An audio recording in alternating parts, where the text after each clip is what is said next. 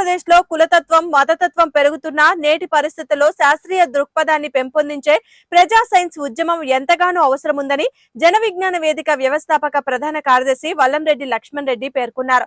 జన విజ్ఞాన వేదిక ఆంధ్రప్రదేశ్లో 1988 జాతీయ సైన్స్ ఉద్యమం రోజు ఫిబ్రవరి 28న విజయవాడలోని తుమ్మలపల్లి కళాక్షేత్రంలో ఏర్పడిందని, వ్యవస్థాపక అధ్యక్షులుగా ప్రముఖ సైంటిస్ట్ ఎన్జీఆర్ఐ డైరెక్టర్ వినోద్ గౌర్, ప్రధాన కార్యదర్శిగా వల్లంరెడ్డి లక్ష్మణ్ రెడ్డితో ప్రారంభమై బహుముఖ కార్యక్రమాలు నిర్వహించిందని, గుంటూరులోని జన చైతన్య వేదిక హాల్లో మీడియా సమావేశంలో జన విజ్ఞాన వేదిక ఆవిర్భావ దినోత్సవం మరియు జాతీయ సైన్స్ దినోత్సవం రోజు ఫిబ్రవరి 28న తన అనుభవాలను పంచుకున్నారు.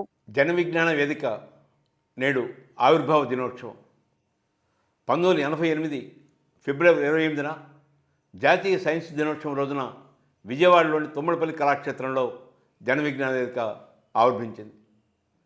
గత 37 సంవత్సరాలుగా జన విజ్ఞాన వేదిక ఆంధ్రప్రదేశ్లో బహుముఖ కార్యక్రమాన్ని నిర్వహించింది. జన విజ్ఞాన వేదిక ఆవిర్భావ సదస్సులో నన్ను వల్లంరెడ్డి లక్ష్మణ్ రెడ్డిని ప్రధాన కార్యదర్శిగాను, ప్రముఖ శాస్త్రవేత్త డాక్టర్ వినోద్ గౌర్ గారు ఎన్జీఆర్ఐ డైరెక్టర్ వారిని చైర్మన్గా ఎన్నుకోవడం జరిగింది.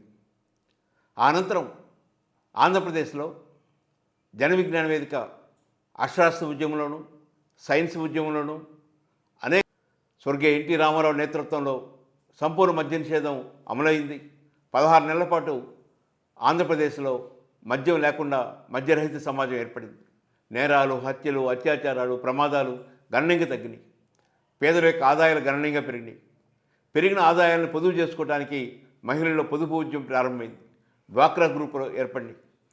ఇలాంటి మహత్తర ఉద్యమాలకి నాంది పలికింది, పునాది వేసింది జన విజ్ఞాన వేదిక. కానీ అనంతర కాలంలో జన విజ్ఞాన వేదిక 2-3 ముక్కలుగా విడిపోవటం వలన ఈనాడు అంత బలంగా ప్రజా ఉద్యమాల్ని నిర్మించలేకపోతున్నాం.